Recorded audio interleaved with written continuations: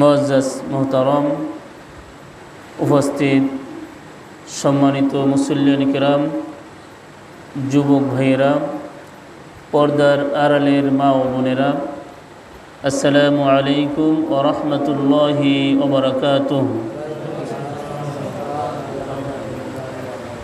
মহান রব্বুল আলামিনের দরবারে আমরা শুকরিয়া আদায় করি যে রব্বুল আলামিন আমাদেরকে দুনিয়ার সকল ব্যস্ততা সেরে যে আল্লাহ তাআলা তার পবিত্র ঘরে বসে তার পবিত্র কালামুল্লাহ শরীফের ব্যাখ্যা বিশ্লেষণ জানার জন্য যে আল্লাহ তাআলা আমাদেরকে বসার তৌফিক দান করেছেন, এই জন্য আমরা সেই প্রতিপালকের দরবারে আমরা একবার শুকরিয়া আদায় করছি। আমরা সকলে বলছি আলহামদুলিল্লাহ।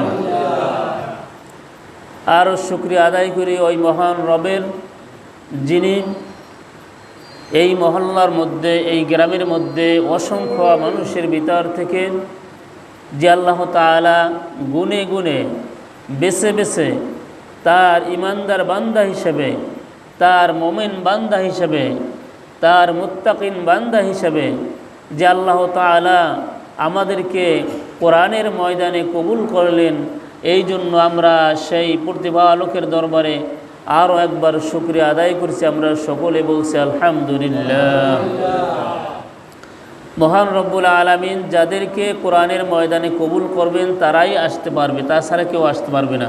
ইচ্ছা করলেই হবে না, আল্লাহ তাআলা কবুল করা লাগবে।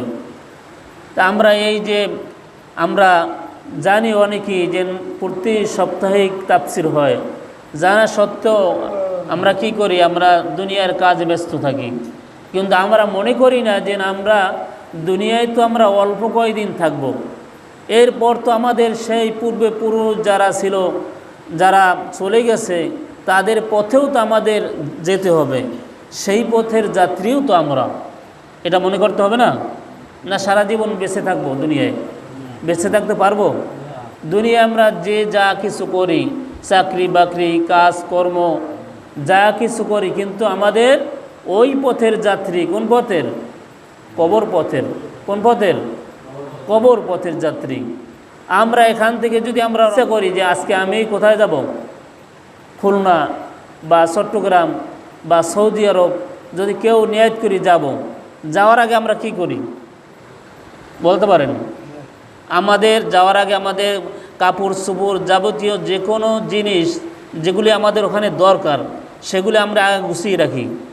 এরপর কাগজপত্র ঠিক আছে কিনা, পাসপোর্ট ঠিক আছে কিনা, তারপর এভাবে যা কিছু রয়েছে প্রয়োজনও সবগুলি আমরা গুছগাছ করে এরপর কী করি? রওনা দিই। কোথায়? আমাদের গন্তব্যস্থানে, যেখানে আমাদের যেতে হবে রওনা দিই। আমরা সেখানে যাই, আমরা এরপর আমরা বিভিন্ন কাজে আমরা লিপ্ত হয়ে যাই। কবর পথটা সেই রকমেরই যে আমরা জানি যে আমাদের কবরে যেতে হবে, কিন্তু যাওয়ার জন্য আমাদের ওখানে যাওয়ার জন্য আমাদের যেগুলো দরকার সেগুলো আমাদেরকে গুছাইতে হবে না? কথা বলে না? না না গুছাই রওনা দিলে হবে? সৌদি আরব যদি আমরা খালি যাই, ভিসা ছাড়া যাই, যেতে দেবে? দেবে না। আমরা যদি কাপড় চোপড় না নিই, প্রয়োজনীয় কিছু না নিই, তাহলে সেখানে যাই তো কেউ গ্রহণ করবে না। তাহলে তুমি আনো নাই কেন? তুমি চলে যাও, তোমার কাগজপত্র তুমি আনো নাই, তোমার প্রয়োজনীয় যেগুলো দরকার ওষুধপত্র ওইগুলো আনো নাই, তুমি চলে যাও। আগে দেখছি মানুষ বিদেশে গেলে ঔষধও নিয়ে যায়, তারপর গামছা লুঙ্গি, তারপর এইভাবে গেঞ্জি সব কিছু নিয়ে যায়। আমার এক পরিচিত গেছে, আমি জিজ্ঞেস করলাম ওখানে পাওয়া যায় না? কয় পাওয়া যায়, কিন্তু ওখানে দাম অনেক বেশি, দাম অনেক বেশি। আর এই আমাদের দেশে দাম কম, এই জন্য সব ঔষধপত্র সব নিয়ে যায়। তাহলে যে জায়গায় আমাদের যেতে হবে কবরে, সেই কবরের জন্য আমরা কিভাবে কবরে শান্তি থাকতে পারবো, সেই কবরের জন্য আমাদের সেই গুছগাছ করে নিতে হবে না? গুছগাছ করে সব কিছু কমপ্লিট করে আমাদের কোথায় রওনা দিতে হবে? কবরের দিকে। কিন্তু এখন যদি আমরা গুছগাছ না করি, সে আল্লাহ তাআলার হুকুমগুলি পালন না করি, তাহলে এরপর যদি মৃত্যু হয়ে যায়, মৃত্যু হওয়ার পর এরপর তো শুরু হয়ে যাবে আল্লাহ তাআলার গজব। আর যদি আমরা সেইভাবে প্রস্তুতি নিয়ে থাকি যে যখন মৃত্যুর ডাক আসবে আমি প্রস্তুত, ইমানদার যেসব বান্দা তারা কিন্তু প্রস্তুত থাকে। তারা কি থাকে? তারা প্রস্তুত থাকে। ইমানদার বান্দারা মৃত্যুর ভয় পায় না। পায়? কথা বলে না। ইমানদার বান্দারা মৃত্যুর ভয় পায় না, তারা মৃত্যুর জন্য সবসময় প্রস্তুত, যে আমার মরতে হবে, আমি সবসময় প্রস্তুত, তারা মৃত্যুর ভয় পাবে না। কিন্তু মৃত্যুর ভয় পায় বেঈমানেরা। কারা? বেঈমানেরা, যাদের ঈমান নাই, তারা মৃত্যুর ভয় পায়। যখনই শোনে মৃত্যুবরণ করতে হবে, আজরাইল আসবে, দেখা দিবে, তখন ভয়তে কুতুর কুতুর করে। যখনই শোনে যে এভাবে আসছে, বন্যা আসছে, তখন মৃত্যু কিভাবে মৃত্যু ঠেকাবে এই পন্থা অনুসরণ করে। ওই অনেক কয়েক বছর আগে একটা বন্যা হয়েছিল, কী যে নাম, তাহলে আমার এক পরিচিত লোক, উনি কী করছে, শুনছে পানি হবে, অনেক পানি হবে, ঘর মানে 5 ফুট 6 ফুট পানি হয়ে যাবে, ঘরের উপর উঠে যাবে। তখন বাঁচার জন্য উনি একটা কৌশল অবলম্বন করছে। কী কৌশল? কলা গাছ আছে না, কলা গাছ দিয়ে ভোর বানাইছে। ভোর বানায় যদি পানি ঘরের উপর উঠে যায়, তা কেমনে বাঁচবো? তাহলে ভোরের উপরে যদি উঠতে পারি, তাই তো 22 যেদিক নেবে এইদিক যাওয়া যাবে। তাইলে মানুষ চিন্তা করেন বাঁচার জন্য অনেক কিছু করে, কিন্তু এটা চিন্তা করে না যে আমার বাঁচাবার মালিক আল্লাহ। বাঁচাবার মালিক কে? আর মৃত্যুবরণ মালিক কে? আল্লাহ। ওই উনি যে ভোর তৈরি করলে কলা গাছ দিয়া, ওখানে মৃত্যু হইতে পারে না? মৃত্যু হইতে পারে। তাইলে সব কিছুর মালিক আল্লাহ, বাঁচাবার মালিক আল্লাহ, মৃত্যু দেওয়ার মালিক আল্লাহ। সেই আল্লাহ তাআলাকে ভয় করতে হবে। কি করতে হবে? ভয় করতে হবে। আর মৃত্যুর জন্য প্রস্তুত থাকতে হবে, যে আমার যে কোনো সময় আমার মৃত্যু হতে পারে। আমি এখন মসজিদের ভিতর রয়েছি, আমার এই অবস্থায় আমার মৃত্যু হতে পারে। আমরা ইন্টারনেটে দেখছি এক কারি কোরআন তেলাওয়াত করে, কোরআন তেলাওয়াত করতে করতে ওই অবস্থায় সয়ে গেছে। মানে তার মৃত্যুরও ওখানে কোরআন তেলাওয়াত, কত তার নসিব ভালো। চিন্তা করছেন, কোরআন তেলাওয়াত করে, সেই কোরআন তেলাওয়াতের অবস্থায় মৃত্যু হয়ে গেল। ওই কারি, সে বিদেশি কারি, তার দাড়ি নাই। আমাদের দেশ তো দাড়ি না থাকলে তেলাওয়াত করলে দাড়ি নেই, তেলাওয়াত শুরু করে দিয়েছে। আর বিদেশে অহরহর কারি রয়েছে, তাদের দাড়ি ছোটো ছোটো, দাড়ি নাই, কিন্তু কোরআন তেলাওয়াত কত সুন্দর, মনে হয় যে আমার অন্তর ঠান্ডা হয়ে যায় এই ধরনের কোরআন তেলাওয়াত। তাহলে মৃত্যু যে কোনো মানুষের যে কোনো জায়গায় আসতে পারে। এই জন্য মৃত্যুর জন্য আমাদের কি থাকতে হবে? প্রস্তুত থাকতে হবে। সম্মানিত হাজিরিন, আমরা ধারাবাহিকভাবে আমরা যে কোরআনের তাফসীর শুরু করেছি সূরা ফাতিহা থেকে, আজকে 2টি আয়াতের উপর আমরা ব্যাখ্যা বিশ্লেষণ করব। আয়াত দুটি হলো ইয়্যাকা না'বুদু ওয়া ইয়্যাকা নাস্তাঈন। আমরা তোমার ইবাদত করি, তোমার কাছে কি চাই? সাহায্য চাই।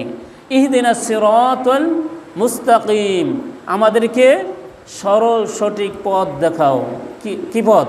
সরল সঠিক পথ। এই হলো আয়াতে কারিমার অনুবাদ। এবার আমরা ব্যাখ্যার দিকে ফিরে যাব যে আল্লাহ তাআলা এই আয়াতের মধ্যে তিনি কি বলেন। ইয়্যাকা অর্থ আপনার, না'বুদু শব্দের অর্থ হলো আমরা কি করি? ইবাদত করি। কি করি? কার? আল্লাহ তাআলার। ইয়্যাকা না'বুদু, আমরা আপনার ইবাদত করি। ওয়া ইয়্যাকা, আমরা আপনার নাস্তাঈন, আপনার কাছে আমরা কি চাই? সাহায্য চাই। কি চাই? সাহায্য চাই। এই কথাগুলি আমরা বলি কোন সময়? নামাজের মধ্যে। কয়বার পড়ি? অসংখ্যবার, 40 বার সূরা ওই ফরজ সহ আমরা সুন্নাতে প্রতি দৈনিক 40 বার পড়ি। আর যারা নফল পড়ে তারা তো আরও বেশি। তাহলে 40 বার যদি দৈনিক পড়া হয়, আর যদি বলা হয় ইয়্যাকা না'বুদু ওয়া ইয়্যাকা নাস্তাঈন, আমরা তোমার ইবাদত করি, তোমার কাছে সাহায্য চাই, তাহলে আল্লাহ কি শুনবে না কথা? আমরা আল্লাহ তাআলার কাছে যে সাহায্য চাই, আমরা বলি, মোনাজাত করি না, কিন্তু বলি আল্লাহ তাআলার কাছে আমরা তোমার ইবাদত করি, তোমার কাছে আমরা সাহায্য চাই, সে আল্লাহ আমাদের কথা শুনবে না? দুনিয়ায় দেখবেন মা বাবা অনেক আমাদের আপনজন, অনেক কি আপনজন, খুব ভালো জানে, কিন্তু আমরা তাদের কাছে, তারা যতই আমাদের প্রতি নারাজ থাকে, অখুশি হয়, আমরা যদি বারবার বলি যে আমাকে ক্ষমা করে দাও, আমাকে এইটা দাও, তারা দিবে না? দিবে, দিতে বাধ্য তারা। তাহলে যে আল্লাহ তাআলা তিনি যে দয়া সৃষ্টি করলেন, মায়া সৃষ্টি করলেন, সেই দয়া মায়ার 100 ভাগের 99 ভাগ আল্লাহ তাআলার কাছে, আর 1 ভাগ যে আল্লাহ তাআলা তিনি দুনিয়ায় পাঠিয়ে দিলেন, সেই 1 ভাগের জন্য, সন্তানের জন্য পিতা জীবন দিয়ে দেয়, সন্তানের জন্য মা জীবন দিয়ে দেয়, সন্তানের জন্য পিতা অনেক শ্রম দিয়ে কষ্ট করে তারা অর্থ উপার্জন করে, মা অনেক কষ্ট করে সন্তানের জন্য, 1 ভাগ মায়ায়। আর যে আল্লাহ তাআলার কাছে 99 ভাগ মায়া রয়েছে, সে আল্লাহ তাআলার কাছে আমরা যদি দৈনিক চাই, এতবার, আল্লাহ তাআলা কি আমাদের সাহায্য করবেন না? অবশ্যই করবেন। এই জন্য সাহায্য না করলেও আমাদের কিন্তু হতাশ হওয়া যাবে না। আমরা যদি আল্লাহ তাআলার সাহায্য না পাই তারপরও কি হওয়া যাবে না? হতাশ হওয়া যাবে না। অনেক মানুষ দেখবেন নামাজ পড়ে, রোজা রাখে, হজ করে, যাকাত দেয়, মানে সব কাজ করে, তারপরও খুঁটিনাটি দু একটা বিপদ আপদ আসে। আসার পর বলে আমি এত ইবাদত করি আল্লাহর, কিন্তু আল্লাহ তাআলা আমার এত বিপদ দেয়। এ কথা বলা যাবে না। আল্লাহ তাআলা বলেন যে বান্দারে, তোমরা সুখে দুঃখে সর্ব অবস্থায় তোমরা আমার প্রশংসা করবে। কি করবে? প্রশংসা করবে। এই কথা বলা যাবে যে আমি 5 ওয়াক্ত নামাজ পড়ি, আমি ইবাদত করি, এই বিপদটা আমার আল্লাহ কে দিল, এ কথা বললে গুনাহগার হতে হবে। কিন্তু আল্লাহ তাআলা মুমিন বান্দাদের বিভিন্নভাবে তিনি পরীক্ষা করে থাকেন। কি করেন? পরীক্ষা করে থাকবেন। ফেরাউনের কিন্তু কোনো ছিল না, বিপদ আপদ ছিল না, ছিল? ফেরাউন আল্লাহর নাফরমান ছিল, কিন্তু আল্লাহ তাআলা তার বিপদ মানে ঘন ঘন বিপদ দেয় নাই। গজব দিয়েছিল মুসা আলাইহিস সালামের সময়, ওই নদীতে ডুবাই মারছিল।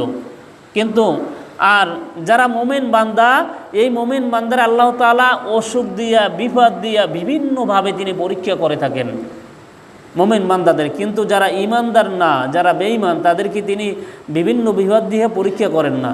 এই জন্য বলা যাবে না যে এত বিপদ আমার কেন। যত বিপদ আসবে, হাদিস শরীফে রয়েছে, একজন মুমিন বান্দার পায়ে যদি একটা কাঁটাও ফোটে তাহলে তার গুনাহগুলো আল্লাহ তাআলা তিনি ক্ষমা করে দেন। বলুন সুবহানাল্লাহ। তাহলে মুমিন বান্দার যত ছোট বিপদ হোক না কেন, তার মাধ্যমে আল্লাহর রহমত আসে আর আল্লাহ তাআলা তাকে ক্ষমা করে দেন। তাহলে আমরা আল্লাহ তাআলার কাছে বলি, ইয়্যাকা না'বুদু ওয়া ইয়্যাকা নাস্তাঈন, আমরা তোমার ইবাদত করি। কার ইবাদত করি? ইবাদত করি আল্লাহ তাআলার। এই জন্য আল্লাহ তাআলা আমাদেরকে দুনিয়ায় প্রেরণ করছেন তার গোলামি করার জন্য। কিসের জন্য? গোলামি করার জন্য, তার ইবাদত করার জন্য, তাকে তার দাসত্ব করার জন্য আল্লাহ তাআলা তিনি আমাদেরকে পাঠিয়ে দিয়েছেন। এই জন্য আল্লাহ সূরা যারিয়াতের মধ্যে আল্লাহ তাআলা তিনি বলেন, ওয়ামা খালাকতুল জিন্না ওয়াল ইনসা ইল্লা লিয়াবুদুন। 27 পারার 2 নম্বর পৃষ্ঠা আল্লাহ তাআলা তিনি জানিয়ে দিয়েছেন, আমি জিন এবং ইনসানকে আমি সৃষ্টি করেছি আমার কিসের জন্য? ইবাদতের জন্য। প্রথম আল্লাহ তাআলা তিনি জিন জাতিকে তিনি সৃষ্টি করলেন। জিন জাতি যখন সৃষ্টি করলেন, তখন জিন জাতি আল্লাহ তাআলার অবাধ্য করা শুরু করে দিল। তারা আল্লাহ তাআলার ইবাদতে মশগুল থাকে না, তারা আল্লাহ তাআলা ইবাদত করে না। তখন আল্লাহ তাআলা তিনি কি করলেন? ওই জিন জাতির প্রতি তিনি গজব নাজিল করে দিলেন। ওই মাটিটা তিনি উল্টিয়ে দিলে তাদেরকে শেষ করে দিলেন। কিন্তু কিছু কিছু জিন ছিল, তারা ওখান থেকে সরে যেয়ে গাছের উপর, পাহাড়ের উপর ছিল, অন্য এলাকায়। ওই জিন থেকে আবার সরাইছে, আস্তে আস্তে আস্তে সরিয়ে এখন অনেক জিন হয়েছে। এই জিন জাতি আল্লাহ তাআলা ইবাদত করতো না, আল্লাহ তাআলাকে প্রভু বলে মানত না। তখন তাদের শেষ করে দিয়ে আল্লাহ তাআলা মানব জাতিরকে তিনি সৃষ্টি করলেন তার ইবাদত করার জন্য।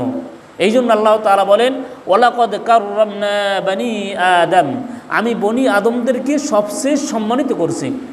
দেখবেন পৃথিবীতে যত প্রাণী রয়েছে সবচেয়ে মর্যাদাশীল, সবচেয়ে সম্মানিত হলো মানুষ। মানুষের সবচেয়ে মর্যাদাশীল, আর মানুষের প্রতি আল্লাহ তাআলার রহমতও বেশি।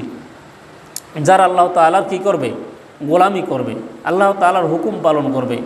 এই জন্য আমাদের সৃষ্টি করা হয়েছে একমাত্র কিসের জন্য? তার ইবাদত করার জন্য। আমরা যে নামাজে দাঁড়িয়ে যাই, নামাজে দাঁড়িয়ে আমরা সর্বপ্রথম কি বলি? বলতে পারেন কেউ? জায়নামাজে দাঁড়িয়ে আমরা সর্বপ্রথম কি বলি? জায়নামাজের দোয়া। কি বলি? জায়নামাজের দোয়া। এই জায়নামাজ দোয়া আমরা কি বলি? আল্লাহ তাআলার কাছে কি অঙ্গীকার করি? আমাদের জানা নাই, আছে? আমরা তো জানি না কি বলি। এটা তো আমাদের নিয়ম যে হুজুররা শিখাইছে, আমাদের মাতা পিতা পড়ছে, সেই অনুসারে আমরা পড়তে আছি। ইন্নী ওয়াজ্জাহতু ওয়াজহিয়া লিল্লাযী ফাতারাস সামাওয়াতি ওয়াল আরদা হানিফা ওয়া মা আনা মিনাল মুশরিকিন। ইব্রাহিম আলাইহিস সালাম এই দোয়াটা তিনি পড়েছিলেন। এই কোরআনের আয়াতটা হলো সূরা আনআম 7 নম্বর পারা 16 নম্বর পৃষ্ঠা 13 নম্বর লাইনে। ইব্রাহিম আলাইহিস সালামকে যখন তার যে মূর্তি পূজার জন্য তাকে নেওয়া হয়েছিল, তাকে যখন মেলার জন্য মেলা ছিল, ওই মেলায় যখন তারা নিয়ে যায়, তখন তিনি বলল, আমি মুশরিকদের অন্তর্ভুক্ত নয়, ওমা আনা মিনাল মুশরিকিন। তিনি এই আয়াতটা তিনি বললেন, ইন্নী ওয়াজ্জাহতু ওয়াজহিয়া লিল্লাযী ফাতারাস সামাওয়াতি ওয়াল আরদা হানিফান ওয়া মা আনা মিনাল মুশরিকিন। জোরে বলেন আল্লাহু আকবার।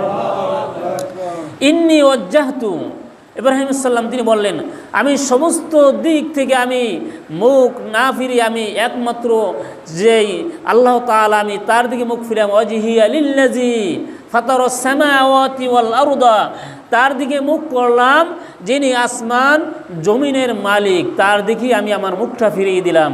আমি ওই বাতিলদের আমি সঙ্গী হব না, বাতিলদের সামনে আমি যাব না, আমি তাদের সাথে আমি একত্বতা প্রকাশ করি না। ওমা আনা মিনাল মুশরিকিন, তারা হলো মুশরিক, আমি মুশরিকদের কি নয়, দলভুক্ত নয়, অন্তর্ভুক্ত নয়, আমি মুশরিক নয়। আমি ওই আল্লাহ তাআলার দিকে মুখ করলাম, তার ইবাদত করব যিনি আসমান এবং জমিনের কি মালিক। তাহলে এই যে জায়নামাজের দোয়া পড়ে এইটা বলে আমরা আল্লাহ তাআলার কাজ শুরু করে দিই। আমরা কি বলি? আল্লাহ তাআলার ইবাদত করা আমরা শুরু করে দিই, এই অঙ্গীকার করে যে আমি সমস্ত দিক থেকে মুখ না ফিরে আমি একমাত্র কেবলমাত্র আল্লাহ তাআলা, আমি তার দিকে মুখ করলাম, আমি মুশরিকদের অন্তর্ভুক্ত নয়। এই ইরাদা করে যে ব্যক্তি নামাজে দাঁড়িয়ে যায় আর নামাজ শেষ করে আর এরপর মসজিদ থেকে বের হয়, সে কি আল্লাহর হুকুমের বিরোধিতা করতে পারে? সে কি চুরি করতে পারে? মিথ্যা বলতে পারে? কথা বলে না। সুদ খাইতে পারে? ঘুষ খাইতে পারে? কারণ আমি অঙ্গীকার করছি আল্লাহ তাআলার সামনে। কার সামনে? আল্লাহ তাআলার সামনে। নামাজ পড়ি আমরা আল্লাহ তাআলাকে দেখি না, কিন্তু আল্লাহ তাআলা আমাদের দেখেন। আমরা আল্লাহ তাআলাকে দেখতে পারি না, আমরা নামাজে দাঁড়িয়ে যাই, কিন্তু সর্বক্ষণিক আল্লাহ তাআলা আমাদেরকে দেখতে পারে, আমরা কি বলি কি করি সব দেখতে পারে। আর নামাজ খুশু খুশু ওই সময় হবে যখন বান্দা মনে করবে যে আল্লাহ আমার সামনে রয়েছে, তার সামনে আমি মাথা নত করে দিচ্ছি, আর যে আজরাইল আলাইহিস সালাম আমার পিছনে রয়েছে, আমার এই নামাজ শেষ হতে না হতেই আমার জানটা কবজ করে ফেলবে। তখন এইভাবে যে ব্যক্তি নামাজ পড়ে তার নামাজের ভিতরে শয়তান ওয়াসওয়াসা দিতে পারে? কথা বলে না, ওয়াসওয়াসা দিতে পারে না। আর এই ব্যক্তি যে এই ইরাদা করে নামাজ পড়ে, সে নামাজ পড়ার পর বের হয়ে সে কি খারাপ কাজে লিপ্ত হতে পারে? পারে না। কারণ সে জানে যে আমি আল্লাহ তাআলার কাছে অঙ্গীকার করছি, তার সাথে আমি ওয়াদা করছি, আমি এই ওয়াদা ভঙ্গ করতে পারবো না। এই ব্যক্তি হলো সে মুমিন। এই ব্যক্তি কি? মুমিন। এই জন্য ইবাদত করতে হবে আল্লাহ তাআলার। আল্লাহ তাআলা বলেন, ওয়াকাদা রাব্বুকা আল্লা তা'বুদু ইল্লা ইয়্যাহু ওয়া বিল ওয়ালিদাইনি ইহসানা। সূরা বনী ইসরাঈল 15 নম্বর পারার 3 নম্বর পৃষ্ঠা আল্লাহ তাআলা বলেন, ওয়াকাদা রাব্বুকা, তোমার রব নির্দেশ দিয়েছেন, আল্লা তা'বুদু ইল্লা ইয়্যাহু, তোমরা আল্লাহ তাআলার ইবাদত ব্যতীত আর কারো ইবাদত করো না। আমাদের আল্লাহ তাআলা ইবাদত ব্যতীত অন্য কারো ইবাদত করা যাবে না, অন্য কারো হুকুম পালন করা যাবে না।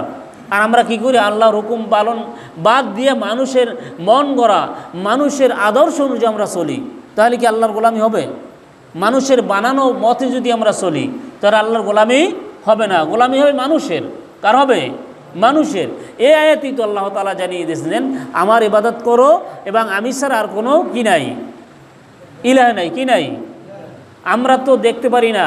আল্লাহ তাআলা বলেন যে আশ-শামসু ওয়াল কমারু বিহুসবান ওয়ান নাজমু ওয়াশ-শাজারু ইয়াসজুদান। এই কথা কার? আল্লাহ তাআলা।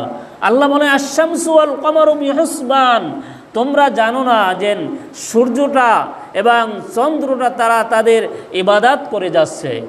আমরা মনে করি শুধু আমরা ইবাদত করি, না, আল্লাহ তাআলা যেসব সৃষ্টি রয়েছে এই সূর্য আল্লাহ তাআলা ইবাদত করে। কেমনি করে? এখন বলতে পারেন কেমনি করে আল্লাহর ইবাদত? ইবাদত এমনিই করে যে প্রতি দৈনিক কোন দিক থেকে ওঠে সূর্য? কোন দিক থেকে? পূর্ব দিক থেকে ওঠে। আর ডুবে কোন দিকে? পশ্চিম দিকে। প্রতি দৈনিক কিন্তু সে তার সার ইবাদত করছে, আল্লাহর গোলামি করে যাচ্ছে। আল্লাহ তাআলা বলে দিয়েছে তুমি প্রতি দৈনিক পূর্ব দিক থেকে উঠবে, পশ্চিম দিকে ডুববে। এ কথা বলে দিয়েছে কে? আল্লাহ তাআলা। সেটা আল্লাহর গোলামি করে না? আল্লাহ তাআলা গোলামি করে। একদিন যদি সূর্য মনে করে যে আমি আজকে আর উঠবো না, তাহলে কি রাত পোহাবে? দিন হবে? সূর্য উঠবে? উঠবে না, ওই রাত্রিই থাকবে। তাহলে এই আল্লাহ তাআলা বলেন আশ-শামসু ওয়াল কমারু বিহিসবান, তোমরা জানো না সূর্য চন্দ্র আমাদের হিসাব মতো চলছে, আমি যে হিসাবে তাদেরকে আমি বলে দিছি ওই হিসাব মতো তারা চলছে। একইভাবে একই দিনে তারা উঠতেছে নামতেছে। চন্দ্র, সেই চন্দ্র ঠিকই সেই রাত্রে উঠতেছে আবার দিনে চলে যাচ্ছে। এমনিভাবে তারকা রাত্রে উঠে আবার সরে যায়। এভাবে সব কিছু আল্লাহ তাআলার হিসাব মতন চলে, সব কিছু আল্লাহ তাআলার গোলামি করে। গাছ, এই যে গাছ ঠিকই আল্লাহ তাআলা ইবাদত করে, আমরা বুঝতে পারি না। এই জন্য হাদিস শরীফ আছে, কেউ যদি বিনা কারণে গাছের একটা পাতাও ছেড়ে তাহলে ওই গাছ তার প্রতি লানত করে। আমরা কি করি? আমরা একজনের আইলের ভিতর যদি গাছ পড়ে, ওই গাছের ডাল যদি অপরের ভিতর পড়ে, অপরের জায়গায়, আমরা নিজে তাদের না বইলে আমরা নিজের কাইটে দিই, এই গাছ লানত করবে। আপনি কেন গাছ তো ক্ষতি করে না, ছোটো একটা ডাল আপনার দিক পড়তেই পারে, সে তো আপনার কোনো ক্ষতি করে না, আপনি কেন কাটবেন? গাছ লানত করতে থাকে। এই জন্য গাছও আল্লাহ তাআলার জিকির করে, পাতাও জিকির করে। এই জন্য রাসূল সাল্লাল্লাহু আলাইহি ওয়াসাল্লাম বলেছেন, বিনা কারণে কেউ যদি একটা গাছের পাতা ছিঁড়ে তাহলে তার গুনাহ হবে। বিনা কারণে আপনার প্রয়োজন লাগতে পারে, এগুলো প্রয়োজনের জন্য আল্লাহ তাআলা সৃষ্টি করছে, কিন্তু বিনা প্রয়োজন আমরা কেন কাটবো, কেন ছিঁড়ব? এটা হিসাব দিতে হবে আল্লাহ তাআলার কাছে। তাহলে গাছ আল্লাহ তাআলার ইবাদত করে। এই যে পানিও আল্লাহ তাআলার ইবাদত করে, প্রতি দৈনিক পানি আসে আবার যায়। বাতাস আল্লাহ তাআলার হুকুম পালন করে। এখন যদি আল্লাহ তাআলা বাতাস বন্ধ করে দেয় আর বাতাস যদি না আসে, আমরা তো সবাই মারা যাব। অক্সিজেন না থাকলে কে বাঁচবে? এই যে আমরা শ্বাস সারি আর নেই, এটা বাতাসের সাহায্যে। কিসের সাহায্যে? বিজ্ঞানে সায়েন্স নিয়ে যারা পড়ে এরা বুঝতে পারে। বা আমরা শ্বাস সারি আবার শ্বাস নিই, এটা হলো বাতাসের সাহায্যে। এখন বাতাস যদি বন্ধ করে দেয়, বাতাস যদি বলে আমি 1 ঘন্টার জন্য আমি অফ করে দেব, মানুষ মারা যাবে। ঘন্টার ভিতর হাজার হাজার মানুষ মারা যাবে, কারণ অক্সিজেন না থাকলে মানুষ কীভাবে বাঁচবে? তাহলে আল্লাহ তাআলা বলেন সব কিছু হিসাব মতন চলতেছে, কিন্তু বান্দারে তোমরা বুঝো না। এই জন্য অন্য আয়াতে আল্লাহ তাআলা বলেন লাশ-শামসু ইয়ানবাগী লাহা আন তুদরিকাল কমারু ওয়ালাল লাইলু সাবিকুন নাহার ওয়া কুল্লুন ফি ফালাকি ইয়াসবাহুন। আল্লাহ তাআলা বলেন যে আমি যে চন্দ্র সৃষ্টি করছি, সূর্য সৃষ্টি করছি, এই দেখো তোমরা, এই সূর্য সে অতিক্রম করে চন্দ্রের ভিতরে ঢুকে যায় না, আবার চন্দ্র সে অতিক্রম করে দুইজন তার ভিতরে ঢুকে যায় না, দুইজন তা মারামারি বাজায় না যে আমি রাত্রে উঠবো তুমি দিনে ওঠো, মারামারি বাজায় না। যার যে হিসাব মতো সে চলতে থাকে। এমনিভাবে রাত দিন, রাত কোনো দিনের ভিতরে ঢোকে না। আল্লাহ তাআলা বলে দেন যে লাশ-শামসু ইয়ানবাগী লাহা আন তুদরিকাল কমার ওয়ালাল লাইলু সাবিকুন নাহার, আর দিন রাতের ভিতরে ঢোকে না। দিনের সময় সে দিন হয়, রাতের সময় সে রাত্রি হয়। এমনিভাবে আল্লাহ তাআলা যে সব কিছু আল্লাহ তাআলার ইবাদত করে। এই জন্য আল্লাহ তাআলা বলেন ইন্নানি আনাল্লাহু লা ইলাহা ইল্লা আনা ফা'বুদনি। হে বান্দারে তোমরা আমার ইবাদত করো, আমি ছাড়া আর কোনো ইলাহ নেই। ফা'বুদনি, আমার ইবাদত করো, আমার দাসত্ব করো, আমার গোলামি করো। এই জন্য গোলামি করতে হবে কার? না মানুষের, আল্লাহ তাআলার গোলামি করতে হবে। যারা আল্লাহ তাআলার হুকুম পালন করবে না তাদেরকে আল্লাহ তাআলা শাস্তি দিবেন। এই সম্পর্কে আল্লাহ তাআলা তিনি বলেন যে যারা আল্লাহর হুকুম পালন করবে না তাদেরকে আল্লাহ তাআলা উদাহরণ দিয়েছে চতুষ্পদ জন্তু, অর্থাৎ কুকুরের চেয়েও নিকৃষ্ট তিনি বলেছেন।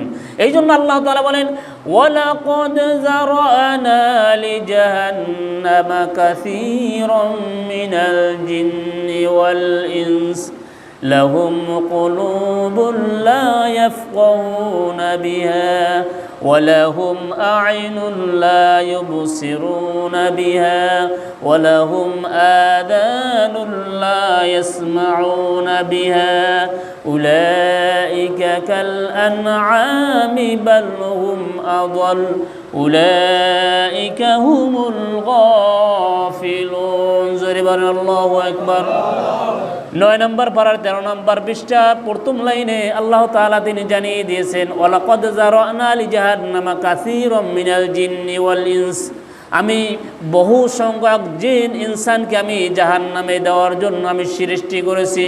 কিসে দেওয়ার জন্য? জাহান্নামে দেওয়ার জন্য। এখন বলতে পারেন আল্লাহ তাআলা জাহান্নামে কেন দেবেন? যে আল্লাহ তাআলা আমাদেরকে সম্মানিত করছেন, আমাদেরকে ভালোবেসে তিনি তৈরি করেছেন, তার জাহান্নামে তিনি কেন দেবেন? পরে আয়াতে আল্লাহ তাআলা বলেন লাহুম কুলুবুল লা ইয়াফকাহুনা বিহা, যাদেরকে আমি অন্তর দিয়েছি, কি দিয়েছে? অন্তর দিয়েছে, বিবেক দিয়েছে। এই বিবেক দ্বারা অন্তর যারা কল্পনা করে না, অন্তর দিয়ে কল্পনা করে না যে আমি যেই কাজটা করতেছি, আমি যে চুরি করতেছি, আমি যে অন্যায় করতেছি, এটা আমি যে মিথ্যা বলতেছি, আমি অন্যায় করতেছি, আমি যে অপরের সম্পদ অন্যায়ভাবে ভক্ষণ করছি, এটা আমার অন্যায়। এই অন্তরে যারা কল্পনা করে না, লাহুম কুলুবুন লা ইয়াফকাহুনা বিহা ওয়া লাহুম আ'ইনুন লা ইউবসিরুনা বিহা, এবং যারা চোখ দ্বারা ভালো কিছু দেখে না, কি করে না? ভালো কিছু দেখে না, চোখ দিয়া কোরআন তেলাওয়াত করে না, হাদিস পড়ে না, চোখ দ্বারা এভাবে যারা ভালো কিছু করে না, ওয়ালাহুম আইনুল লা ইবসিরুনা বিহা ওয়ালাহুম আযানুল লা ইয়াসমাউনা বিহা, এমনিভাবে যাদের কান দ্বারা ভালো কিছু শোনে না, কান দ্বারা গান বাজনা অশ্লীল কিছু শোনে, কিন্তু কোরআন তেলাওয়াত শোনে না, মাহফিল শোনে না, তাফসির শোনে না, এরা হইল উলাইকা কাল আনআমি বাল হুম আদল, এরা হলো চতুষ্পদ জন্তুর চেয়ে নিকৃষ্ট। বলুন নাউজুবিল্লাহ। এখন ব্যাখ্যায় বলা হয়েছে চতুষ্পদ জন্তু কাদেরকে বলা হয় বলতে পারেন কেউ? এটার ব্যাখ্যায় বলা হয়েছে কুকুর। কি বলা হয়েছে? কুকুর। যারা আল্লাহ তাআলার হুকুম পালন করবে না, এই চোখ দ্বারা ভালো কিছু দেখবে না, কান দ্বারা ভালো কিছু শুনবে না, অন্তর দ্বারা ভালো কিছু উপলব্ধি করবে না, পাও দ্বারা ভালো জায়গায় যাবে না, হাত দ্বারা ভালো জিনিস ধরবে না, এরা হইল উলাইকা কাল আনআমি বাল হুম আদল, এরা হইল ওই সব জন্তুর চেয়ে নিকৃষ্ট যে কুকুর, এভাবে কুকুরের চেয়েও নিকৃষ্ট। উলাইকা কাল আনআম বাল হুম আদল উলাইকা হুমুল গাফিলুন, এরা হলো গাফেল। এরা কি? গাফেল। আল্লাহ তাআলা তিনি জানিয়ে দিয়েছেন। তাহলে আমরা হিসাব করি, আমরা যদি আল্লাহ তাআলার হুকুমগুলি পালন না করি তাহলে আমাদের অবস্থা কি হবে? আমাদের চতুষ্পদ জন্তুর চেয়ে আমরা নিকৃষ্ট হয়ে যাব। এই জন্য ভাইরা, আমাদের আল্লাহ তাআলা অন্তর দিয়েছে, আমরা অন্তর দ্বারা ভালো কিছু আমরা উপলব্ধি করব। চোখ দিয়েছে, আমরা চোখ দ্বারা ভালো কিছু দেখব। আমাদের কান দিয়েছে, কান দ্বারা আমরা তাফসির মাহফিল শুনবো। এই যে কত যুবকের হাজির হয়েছে, আল্লাহ রাসূল তিনি বলেন অশাবুন নাশা ফি ইবাদাতিল্লাহ, ওই সকল যুবক আরশের নিচে তারা ছায়া পাবে যারা যৌবন অবস্থায় ইবাদতে তাদের জীবনটা কাটিয়ে দিয়েছে। বলুন সুবহানাল্লাহ। এটা কার হাদিস? না আমার মুখের বানানো? আল্লাহ রাসূলের হাদিস, আমার মুখের কথা না। যে অশাবুন নাশা ফি ইবাদাতিল্লাহ, ওইসব যুবক যারা যৌবন অবস্থায় ইবাদতে মশগুল ছিল।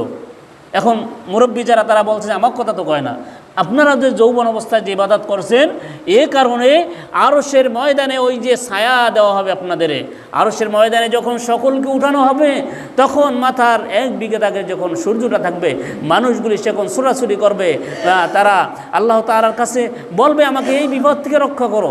ওই সময় ওই যুবকদেরকে ওই আরশের নিচে একটা ছায়া দেওয়া হবে, অপর দিকে থাকবে রৌদ্র গরম, আর ওই সব যুবকের কাছে মাথার উপরে ছায়া থাকবে, তাদের সেই রৌদ্রের তাপ তাদের লাগবে না শরীরে। এভাবে ছায়া দিয়ে তাদেরকে শান্তিতে রাখা হবে যুবকদেরকে। এই জন্য যুবকদেরকে বেশি বেশি মসজিদে আসতে হবে। আমরা মুরব্বী হয়ে গেছি, আমাদের সেই শক্তি নাই, কিন্তু আমরা এখন আল্লাহ বিল্লাহ আল্লাহর পথে, আমরা কবরের পথে যাইতেছি, কিন্তু আমরা সর্বক্ষণিক আমরা আল্লাহর পথে থাকবো। কারণ যে কোনো সময় আমাদের টিকিট আসতে পারে না, যে কোনো সময় আমাদের আল্লাহ তাআলা ডাক দিতে পারে, যে কোনো সময়। এই জন্য শুধু মুরব্বীরা যারা যুবক তাদেরকেও ডাক দিতে পারে। এই জন্য আমাদের ইবাদত করতে হবে কার? আল্লাহ তাআলা।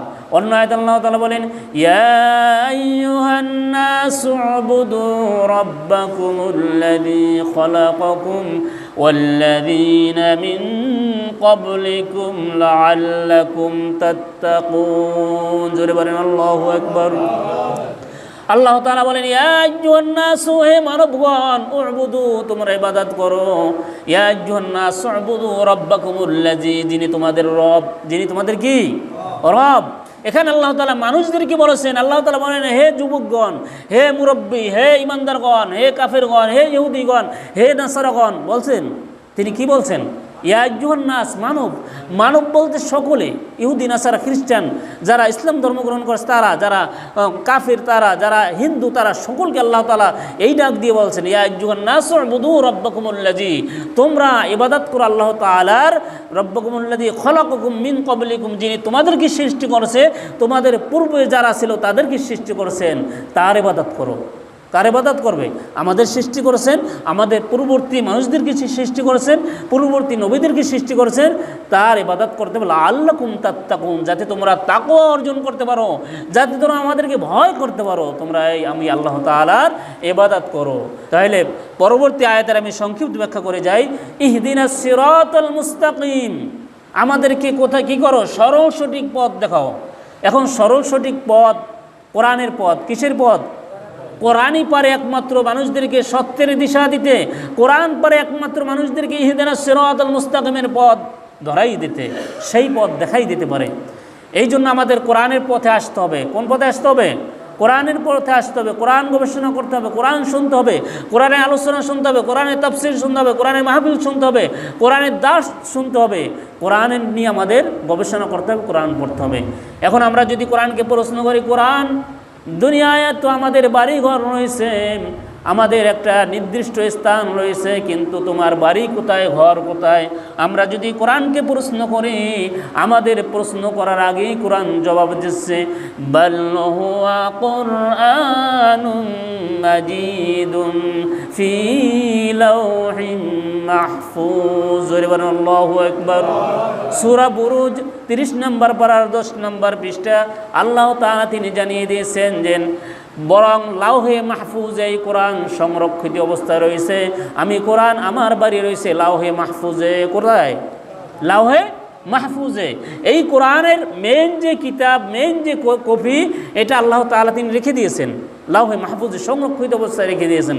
আর নকল কবি আল্লাহ তাআলা তিনি দুনিয়ায় আমাদের জন্য প্রেরণ করছেন, আমরা এটা পড়ে পড়ে আমরা হেদায়েত লাভ করবো, এই জন্য তিনি প্রেরণ করছেন। এবার যদি আমরা কোরআনকে প্রশ্ন করি, কোরআন তোমার বাড়ি পাইলাম, ঘর পাইলাম, এখন তুমি সেই ঘর থেকে তুমি কার মাধ্যমে এসেছো? কোরআন প্রশ্নের জবাব দিবে, তানজিলুম মির রাব্বিল আলামিন নাযালা বিহির রূহুল আমিন। সূরা শূরা 19 নম্বর পারা 14 নম্বর পৃষ্ঠা আল্লাহ তাআলা তিনি বলেন, কোরআন তিনি বলে দিয়েছেন, তানজিলুম মির রাব্বিল আলামিন, আমি বিশ্ববাসীর জন্য আমি নাজিল করেছি বিহির রূহুল আমিন, আমি রূহুল আমিন অর্থাৎ বার্তাবাহক জিবরাইলের মাধ্যমে আমি লাউহে মাহফুজ থেকে আমি এসেছি। বলুন সুবহানাল্লাহ।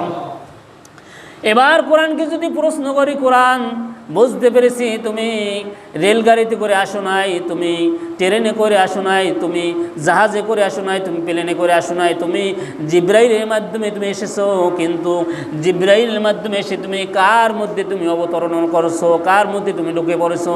কোরআন বলে দিয়েছেন, আমিনু বিমা নুজ্জিলা আলা মুহাম্মদ, তিনি বলেন আমি ওই মুহাম্মাদের প্রতি আমি নাজিল হয়েছি, তার ভিতরে আমি ঢুকেছি, তোমরা এই মুহাম্মাদের প্রতি তোমরা ঈমান আনো, তাকে রাসূল বনে গ্রহণ করো। এবার যদি আমরা প্রশ্ন করি, কোরআন পেয়েছি, তুমি কার মাধ্যমে তুমি প্রবেশ করেছো? এখন তুমি বলো যে তুমি যে এলাকায় এসেছো ওই এলাকা কোন এলাকা, কোন শহর? কোরআন বলে দিয়েছে, ওয়াহাদাল বালাদিল আমিন, আমি এসেছি নিরাপদ শহরে, যে শহরে মারামারি নাই, কাটাকাটি নাই, রক্তপাত নাই, সেই শহরে আমি নাজিল হয়েছি। এবার কোরআনকে যদি প্রশ্ন করি, কোরআন তুমি যে শহরে নাজিল হয়েছো ওই শহরের ভাষাটা কি? আরবি ভাষা না হিন্দি ভাষা না ইংরেজি ভাষা? কোরআন বলে দেবেন যে হামিমুল কিতাবিল মুবিন ইন্না জাআলনাহু কুরআনান আরাবিয়্যান লাআল্লাকুম তাআকিলুন। জোরে বলুন আল্লাহু আকবার। কোরআন বলে আমি আরবি ভাষায় নাজিল হয়েছি, অন্য কোনো ভাষায় নাজিল হই নাই, আমি আরবি ভাষায় নাজিল হয়েছি। এবার কোরআনকে যদি প্রশ্ন করি যে আরবি ভাষায় নাজিল হয়েছে, বুঝতে পেরেছি, কিন্তু সেই আরবি ভাষা সহজ না কঠিন, তাও কোরআন বলে দিবেন, ওয়ালাকাদ ইয়াসসারনাল কুরআনা লিযিকরি ফাহাল মিন মুদ্দাকির।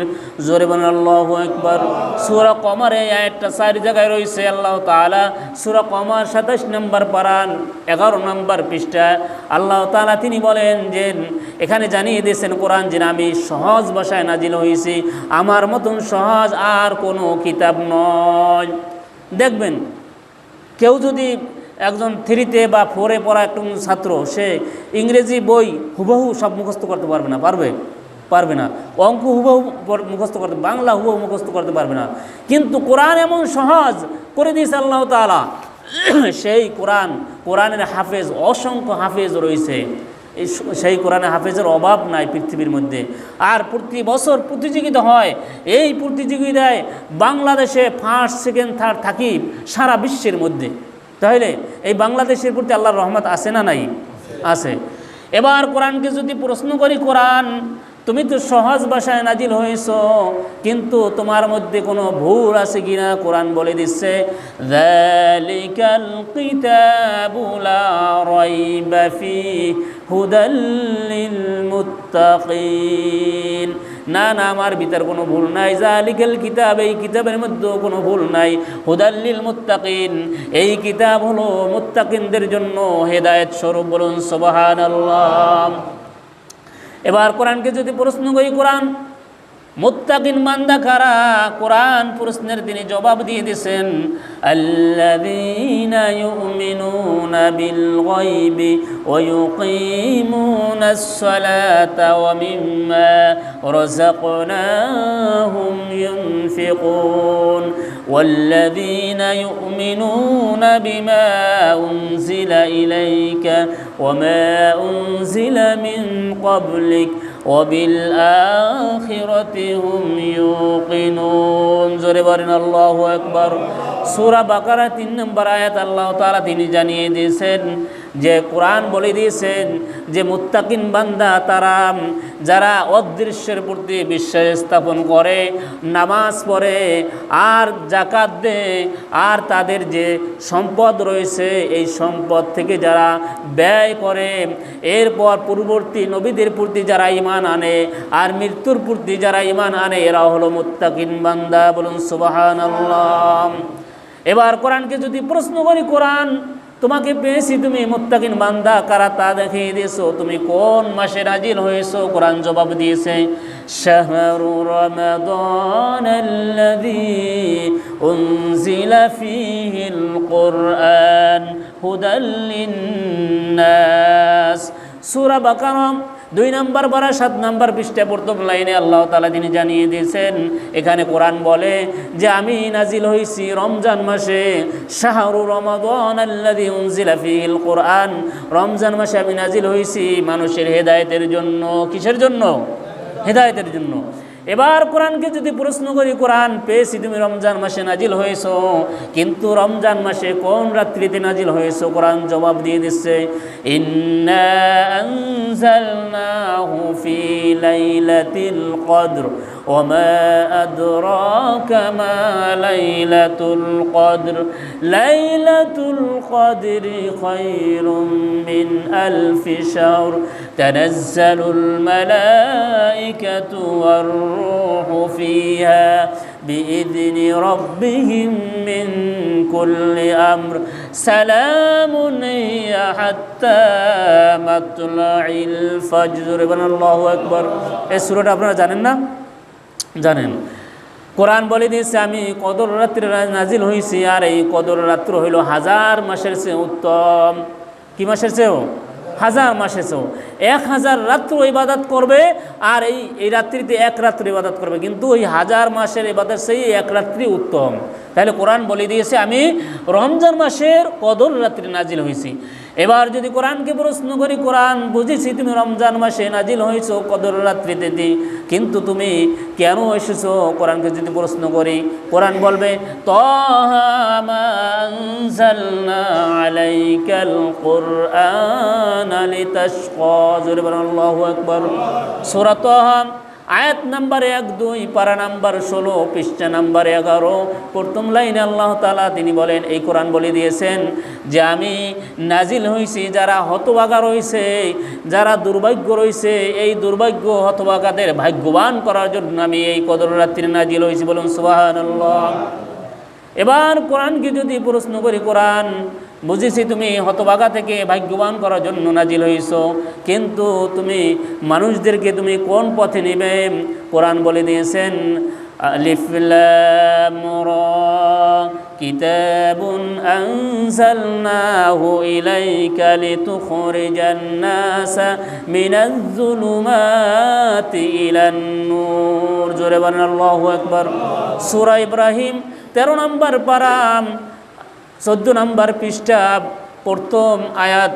আল্লাহ তাআলা তিনি এখানে বলেন, কোরআনের জবান খুলে দিয়েছে, কোরআন বলে দিয়েছেন যিনি কিতাবুন আনজালনাহু ইলাইকা লিতুখরিজান নাসা মিনাজ যুলুমাতি ইলান নূর, আমি মানুষদেরকে অন্ধকার পথ থেকে বেছে বেছে আলোর পথে নেওয়ার জন্য আমি নাজিল হয়েছি। বলেন সুবহানাল্লাহ। মানুষগণ অন্ধকার পথে থাকবে, সেই পথ থেকে এই কোরআন আলোর পথে নিয়ে আসে। কিসের পথে? আলোর পথে।